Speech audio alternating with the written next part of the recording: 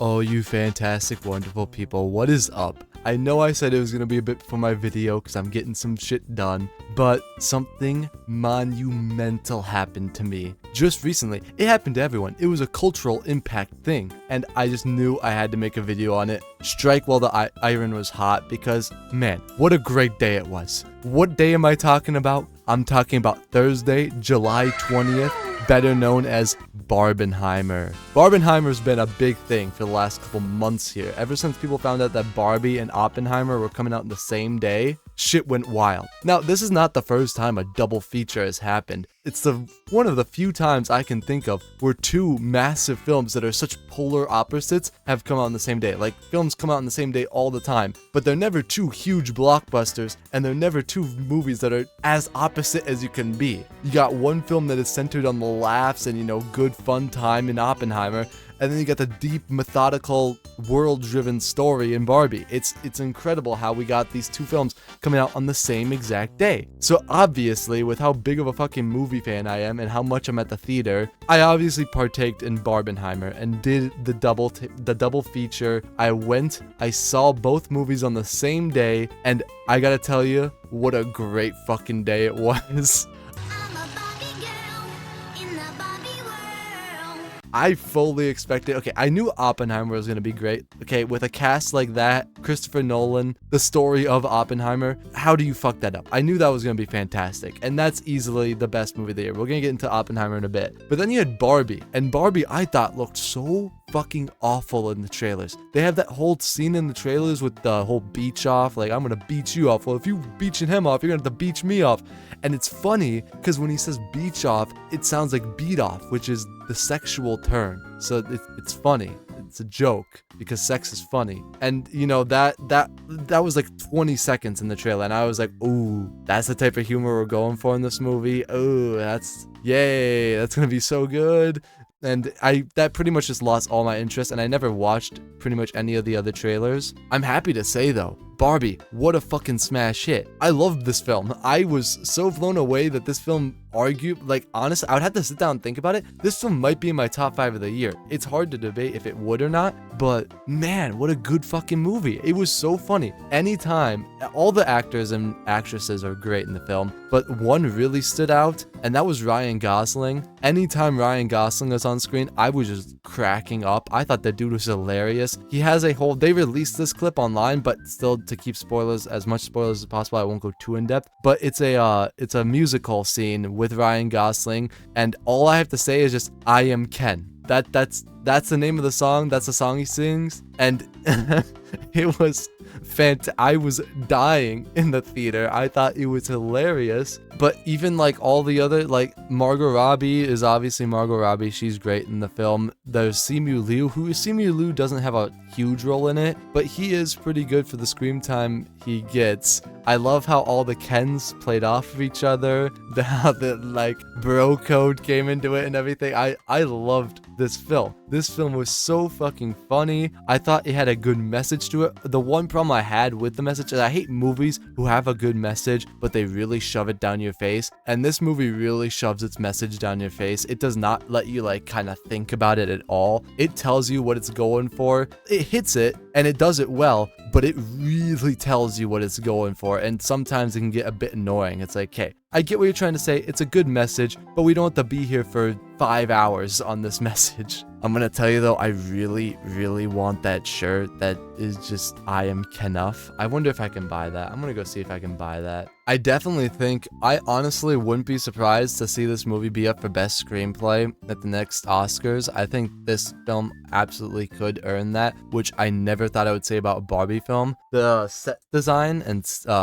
sets of especially Barbie Land, like when they're in the real world, it's just the real world. That's fucking boring. But when they're in Barbie Land, it really looks like you just went into this full-size Barbie land sort of thing. it was phenomenal. Yeah, the set designers, the costume and makeup people, so much credit, because I don't really mention sets and costume in a lot of films because generally it doesn't stick out a lot to me, but films like this, it really sticks out to you, and it's like, wow, it makes the movie that much better for it. I also don't like, so all the Barbies and Kens are fantastic, but there's two human characters. I don't want to go too much into it because I don't know if it was really shown in the trailers, but there's two human characters in this movie.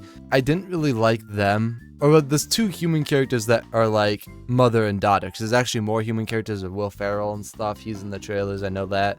Will Ferrell is fantastic and all like the businessmen. I like what they did with that. But there's this mother and daughter character, and I just really thought they moved a bit too fast. I thought they could have worked a lot better if we spent more time with them, but they really, especially the daughter, I'm sorry, but no teenage girl changes her mind on the opinions like that fast. She goes from like despising her mother and despising Barbie and despising everything. The world sucks. It's you are, I think she calls Barbie a fascist or something, which was again pretty funny, but she seems to really hate these people. And in like 20 minutes, she just completely changes her mind for no reason. Nothing happens where she's like, yeah, I should maybe, change my mind and help. She is just like, wow, I should do this. And it's like, why? What happened to you that you're like, yeah, I need to help Barbie? You fucking hate Barbie. She's a fascist.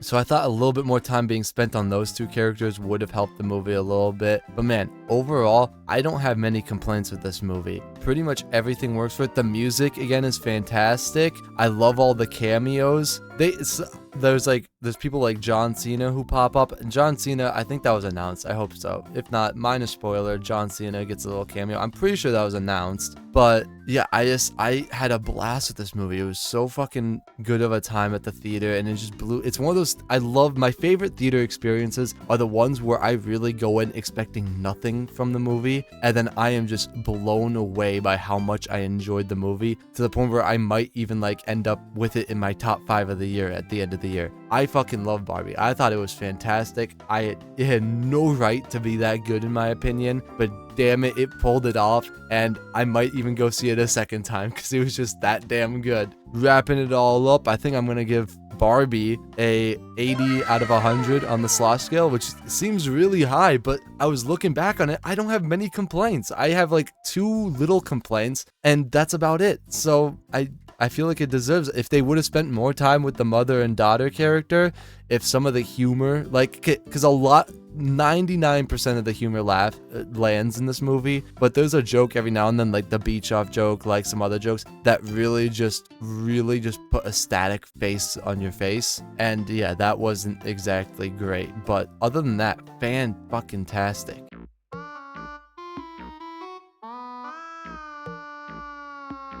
Now, of course, I saw Barbie first, which is why I reviewed Barbie first. Everyone's been debating what order you're supposed to go see it in. Jack Spadici made a fucking fool of himself on Twitter when he said or not Twitter, what was it? Twitter too? Let me go check. Yeah, look at this fucking Jack Spadici guy. Fucking said it's Oppenheimer first, then Barbie. Jack, what a fucking fool are you? Why on earth would you go see Oppenheimer first? You fucking dumbass. I'm here to tell you the definitive way to watch them is Barbie first, and then Oppenheimer. Fuck yourself.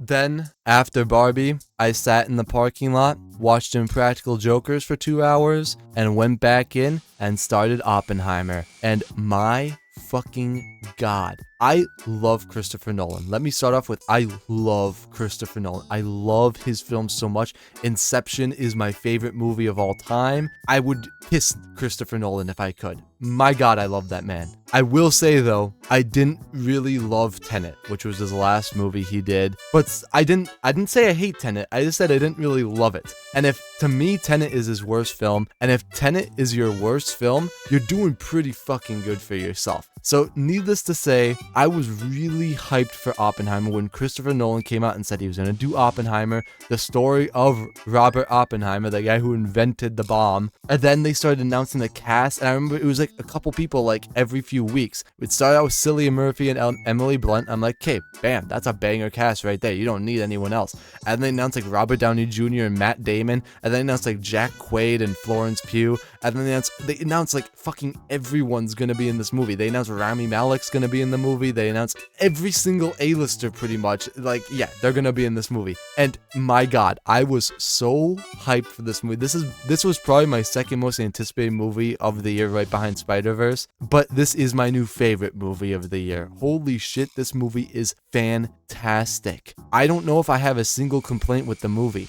I'm gonna start with the one super minor complaint I have. I think it's a little long. I think there are some scenes where now granted, I did go to a pretty late showing of the movie, but there were some scenes where I was starting to have to, keep myself awake a little bit because they were going on a little bit long. And that is not a major complaint. I'm not saying like, hey, the movie could have been like 30 minutes short. No, I'm maybe like, 10-15 minutes could have been shaved off this bad boy. Because this movie's fantastic. I think it needs most of the runtime it uses. Let's just start with the cast, because that's the big point of this movie, I feel like. Man, every actor is bringing their A game here. Cillian Murphy, Robert Downey Jr. I mean, if Robert Downey Jr. doesn't get nominated for an Oscar, I think that is a huge snub. Oh, holy shit. I think Robert Downey Jr. just earned himself his Oscar here. I have not seen a performance as good as Robert Downey Jr.'s this year. He deserves the Oscar for at least, I feel like it would technically be Best Supporting Actor, but give him the Oscar already, okay? Even Matt Damon. Matt Damon's been having a hell of a year with Air and this.